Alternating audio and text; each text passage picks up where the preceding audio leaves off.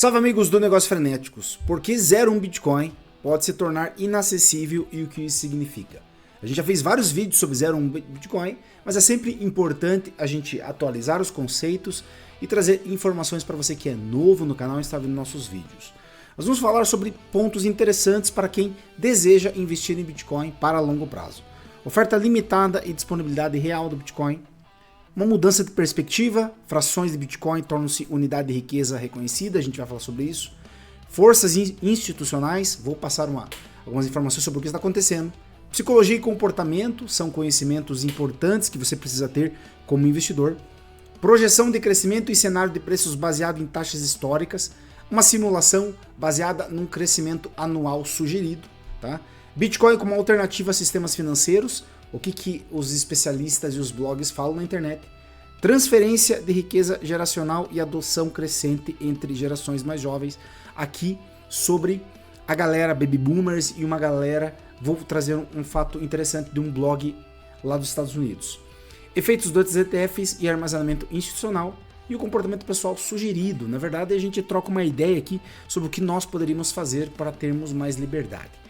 Direto ao ponto, se você gosta de Bitcoin e se você gosta de criptomoedas, não deixe de se inscrever aqui no canal Negócios Frenéticos. Vídeos diários sobre liberdade financeira, sobre mindset de investidor, cada um com a sua oportunidade, cada um com sua tese de investimentos. A gente cria uma comunidade aqui de amigos investidores, beleza?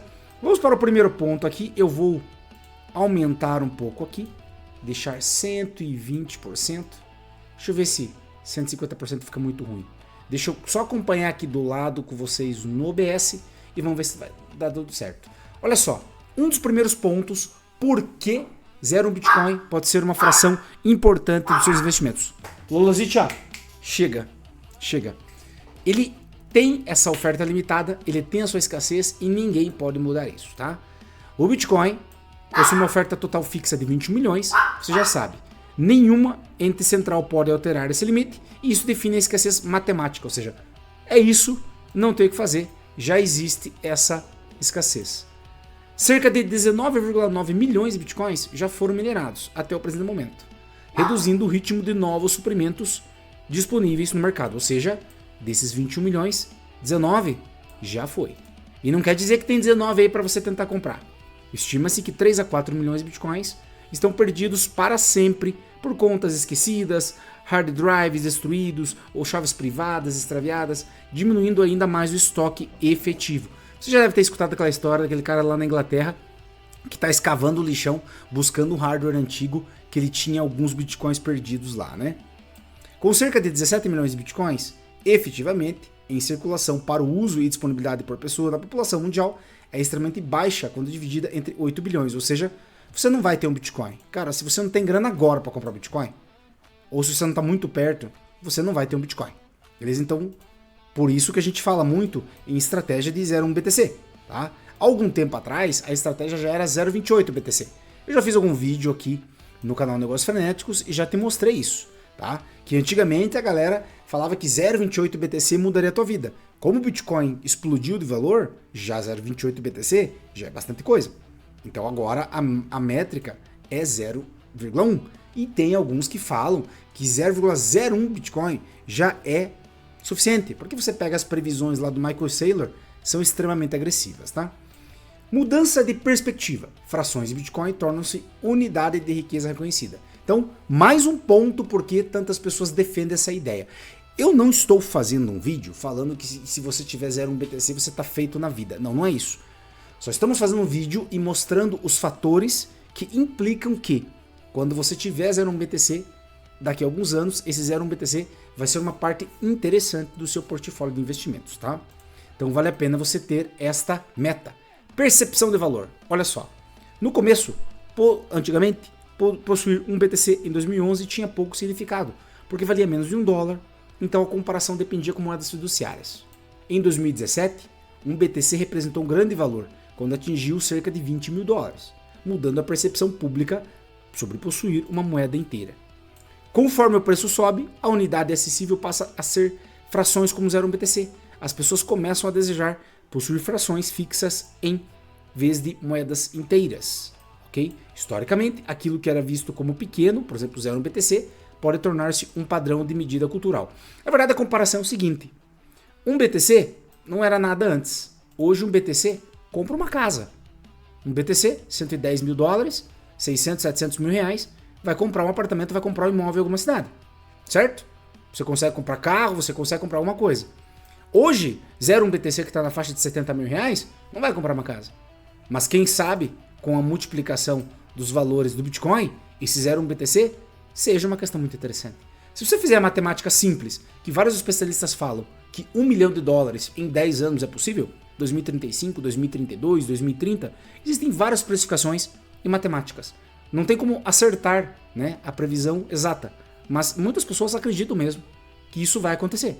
Então, ou seja, 600 mil reais não vai ter o mesmo valor de compra por causa da inflação no Brasilzão daqui a alguns anos. 600 mil reais talvez não compre um imóvel grande, um imóvel bom numa cidade interior, mas de fato compra mais coisas do que compraria, correto? Por causa desse aumento da percepção de valor, beleza? Então é interessante, as pessoas estão acreditando bastante no Bitcoin e nas suas frações de Bitcoin, porque eles estão comparando o Bitcoin e suas frações com questões reais do mundo, tá? Vamos lá. Forças institucionais reduzindo o suprimento livre do mercado. Ele já tem uma escassez matemática.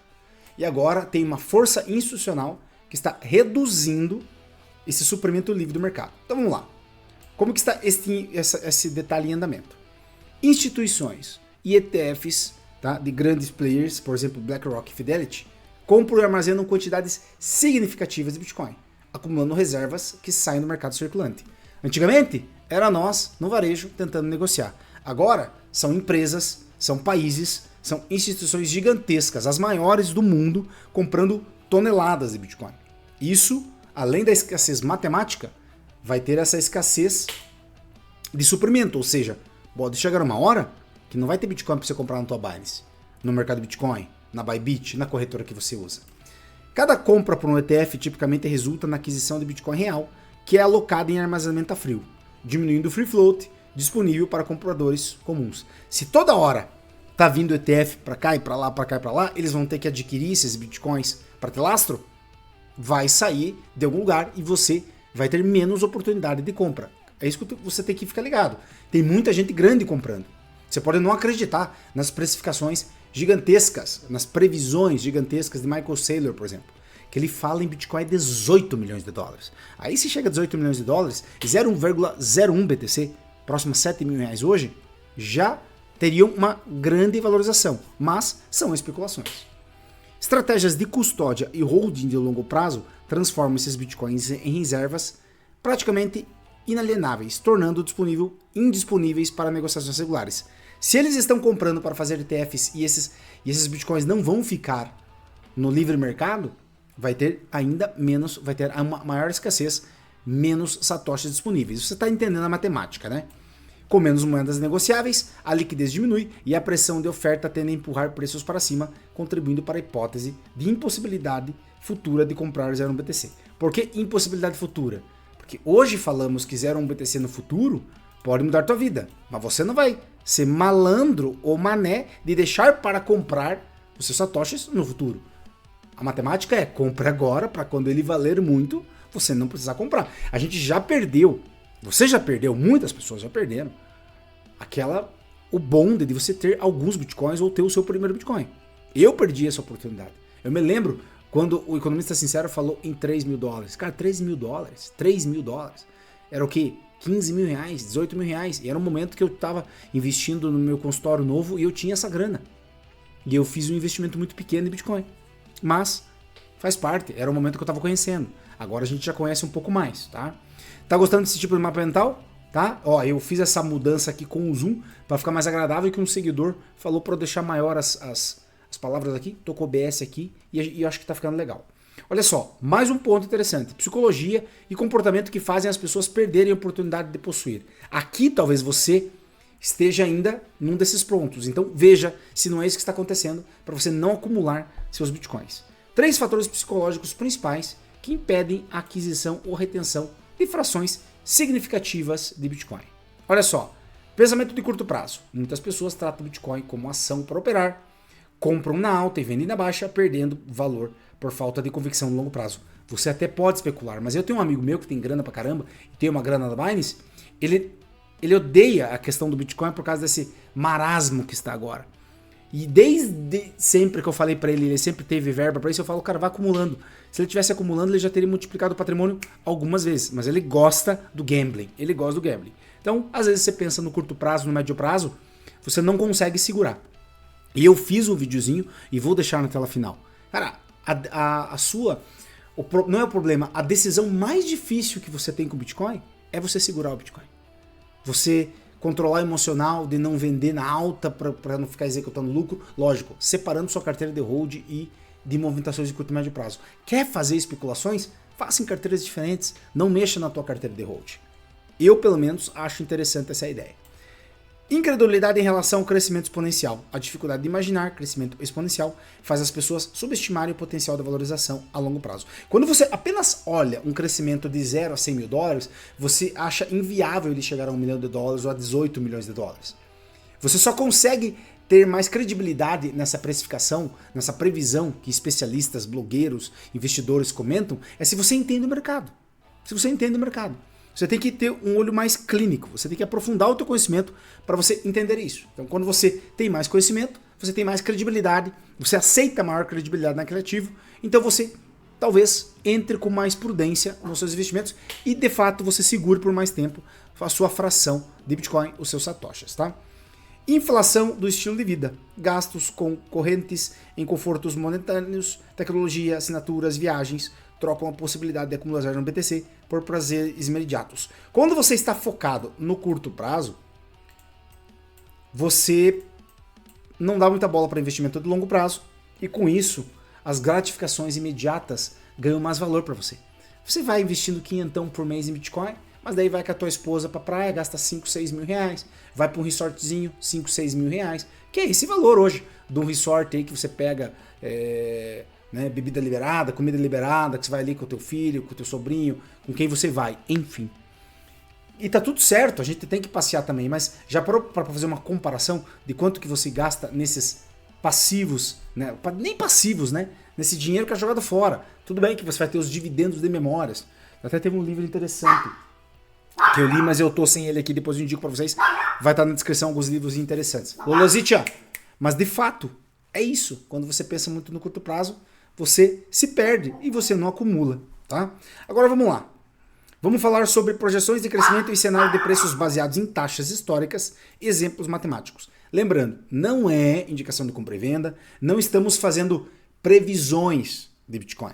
É alguma leitura, isso aqui foi algumas leituras que eu fiz em alguns artigos, vi alguns vídeos, fiz algum resumo, só para você entender o que a galera tá falando no mercado aí, sobre previsões do Bitcoin ou não. E é por isso que existem tantos artigos e tantos vídeos que falam sobre esses assuntos de 0,1 BTC, 0,28 BTC ou proporções até menores como 0,01 BTC, tá? Taxa média de crescimento anual citada, cálculo aproximado de preços e implicações futuras. Uma taxa média de crescimento anual mencionada de aproximadamente 29% ao ano implica na duplicação do preço a cada cerca de 2 anos e meio, o que é usado como referência histórica. Se você for ver várias análises, você vai encontrar esses dados, que o Bitcoin cresceu nessa proporção ano a ano. Se isso fosse replicável, é só um caso hipotético de estudo, exemplo numérico, apresentando se o preço por BTC estiver em 110 mil dólares e mantiver 29% ao ano, em 2030 o preço poderia situar-se entre 500 a 600 mil dólares, tá? Nesse cenário, 0,1 BTC valeria 50 mil a 60 mil dólares, mostrando que o mesmo valores fracionários podem se transformar em quantias substanciais. Se o cálculo matemático aqui ficou errado, culpe o ChatGPT. Mas você entendeu a jogada. Se a gente só simular nossos investimentos na previsibilidade de 1 milhão de dólares para o Bitcoin, a gente já sabe que 0,1 BTC vai multiplicar alguma coisa. E assim, 60 mil reais é uma grana. Mas 60 mil reais, cara, se você for ver os passivos que você gasta e no que você deixaria de... O dinheiro que está sendo jogado fora mês a mês, em uns 12 meses, 18 meses, você consegue juntar essa grana facilmente. Beleza? Mais um ponto a gente assinou aqui como visto. Então, sempre lembrando, cara, esse mapa mental aqui é só um bate-papo para você entender por que quiser um Bitcoin pode se tornar inacessível e o que significa. Então, ou seja, se você acredita nessa tese, e você gosta da possibilidade de possuir mais satoshis do Bitcoin, não é questão de ficar rico, é questão de se proteger, tá? De não perder uma oportunidade. Não entre. Teve um cara que me respondeu assim, ó. Ah, eu sou assim mesmo, eu faço por dinheiro. Tudo bem, quer fazer por dinheiro, beleza. Mas, cara, é que às vezes se você faz só por dinheiro e você não entende o negócio, você fica frustrado com o valor que já está o Bitcoin. Então eu acho que quando você gosta do fator descentralizado, da possibilidade de reserva de valor, da comparação de questões imobiliárias com o valor do Bitcoin, eu acho tudo isso interessante. Bitcoin como alternativa a sistemas financeiros centralizados e o valor da propriedade sem permissão. Olha só, as características do Bitcoin que o tornam um antídoto às moedas digitais controladas por Estado e a inflação. CDBCs, moedas digitais de bancos centrais, são apresentadas como programáveis, rastreáveis e potencialmente controláveis, cadastrando com a natureza, né, de permissionless do Bitcoin. Me gaguejei aqui, mas não tem problema, você entendeu. Tá ligado, o Drex aí tá vindo para acabar com tudo, né? Bitcoin é descrito como sem fronteiras, impossível de censurar de forma prática e matematicamente escasso, proporcionando proteção contra o congelado de contas e expansão monetária. Não tem. Se você gosta da ideia de descentralização, Bitcoin é a moeda para você. A narrativa posiciona o Bitcoin com um direito de propriedade, deixa eu mudar um pouquinho para cá, digital que preserva a independência financeira em face política inflacionária e vigilância estatal de transações. Tá? À medida que mais pessoas perceberem essas diferenças, a demanda por Bitcoin como reserva de valor e ferramenta de liberdade tende a aumentar. Com a explosão da internet nesses últimos anos, cada vez mais as pessoas estão tendo um lado político mais enfesado. A galera está discutindo mais para política. Tá? Não que eu goste disso. Mas, de fato, indiferente do lado A ou do lado B, as pessoas não estão gostando do Estado cada vez mais, taxar cada vez mais as pessoas. Então, se mais pessoas querem fugir desse sistema, mais pessoas vão para o Bitcoin. É mais um fator desencadeante da possibilidade de uma grande adoção do Bitcoin. E se tem uma adoção do Bitcoin, o seu valor aumenta e o seu 0,1 Bitcoin pode valer cada vez mais. Olha esse ponto interessante que eu peguei de um artigo lá dos Estados Unidos.